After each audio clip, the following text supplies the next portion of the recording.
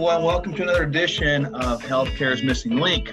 This podcast where we help you uncover the things that are stealing your health from you. I'm Dr. Mark Sherwood, your host today, and we're going to break out a brand new segment of podcast that we're going to do periodically called Just Good News. There's enough bad news in the world these days, so we need some good news. I think we all agree with that. So, courtesy of my wonderful assistant, Keely, we come up with a couple good stories that we found for you today to broadcast.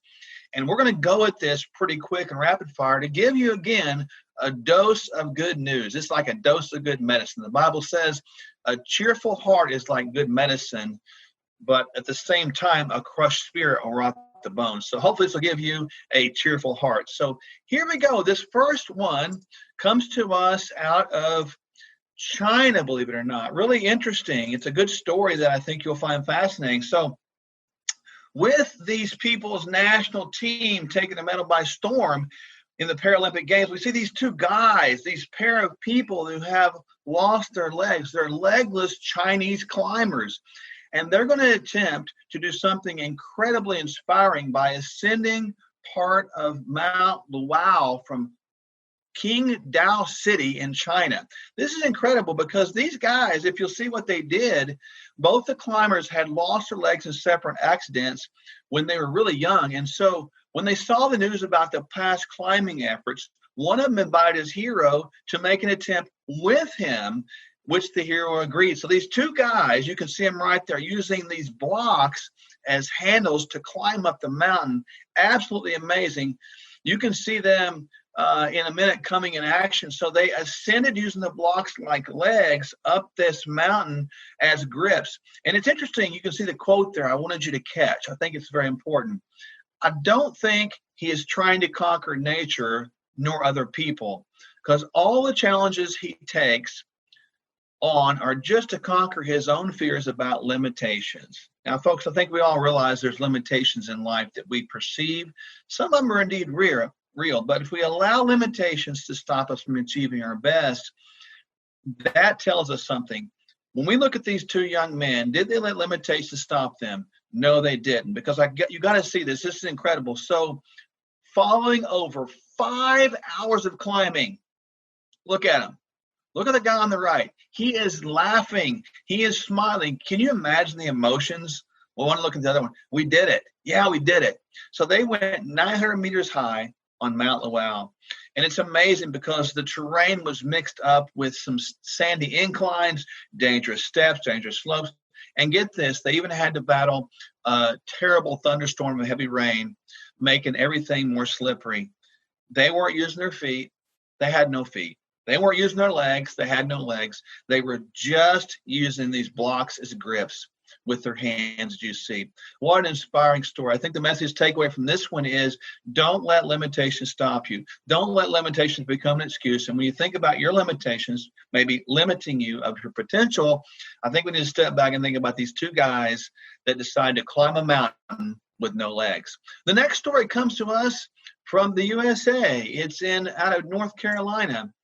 This is about Miracle Aduloju. Yes, Miracle is the first name. Yes, miracle is what I'm going to talk about. Some people want to believe in miracles. Some people need to see a miracle to believe in a miracle. And some people have faith for a miracle, but they perceive a miracle never comes. In this case, this baby named Miracle, last name Aduloju, was born at, you see it, 26 weeks old. Quite premature. It's interesting to watch how their parents responded to this. When they arrived, the parents, Funsho and Bola, arrived at the baby's second ultrasound. They were excited because they expected to see no negative reports. In other words, there was no negative expectations. They thought everything was going to be just fine because this is their second baby. Obviously, the first one was fine. This one, maybe not. Check this out. After a time, there was a long ultrasound and a pause. And you can imagine, if you're a parent, you're in the room, they're doing an ultrasound, and the ultrasound techs are looking at it. They call in a doctor, and the doctor pauses and looks at you and makes some kind of remark about something's not right. And the question that you have is, what's the matter? How many of you out there have had times where you've got information that has upset you, that you've seen and expected the worst. Your hope meter went down. Your what if button went up. What if, and it was all negative oriented. Can you imagine these parents there? They were faced with this. But as you see, while in the middle of this particular anxiety storm, which we're facing today, by the way, these guys, Fun Show and Bola, Fun Show steps up, and I wanted you to see this quote. I was telling myself, no, we're Christians. I want to stop right there for a moment, because I think many times people today are confronted with things that they believe are real, but we have to step back and go, no, as Christians, there's something called faith that will override that. So we see this, no, we're Christians. I'm a pastor. This is not supposed to happen to me. How many times have we all said, friends, this is not supposed to happen to me, or perhaps this should not be happening? We're all confronted with these times where our faith is tested with trials. We're confronted with times where a very being is questioned. Do we really believe what we say we believe? We're in a time right now where that thing is questioned just like that. And it's interesting when we see what happened. Bola, one of the parents, shares, do you see that opening? Look at her head. All the bones are not fused together. That's just one side of the story. That's why we put this in two columns. We have an incomplete formed head. Seriously, if that was your kid, if that was your situation, you were the parents, what would you be thinking? Probably like me, I'd be thinking, oh my gosh, how is this baby going to live? And how are we going to live with this baby? How are we going to care for this baby? And interestingly enough, the story continues with, there's a hole in the heart because there's two outlets that has the blood running through, and it should be only one, and her spine is curved. Now, the question I got for you is this. This baby, again, is named Miracle. So what does Miracle need to overcome all of these conditions? You see them listed on the left. I think you see a powerful statement on the right. The Adulojus, Bola and Fun Show, refused to believe the doctor's reports because the reports obviously are not good. Miracle's not going to live. Miracle's not going to have a full existence. Miracle is going to be a vegetable. You can imagine the things that are said to these two parents in North Carolina. But Bola says something different.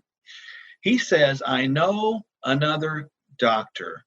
And I want you to understand at that point that he is acknowledging the great physician. I know another doctor that has never lost a case.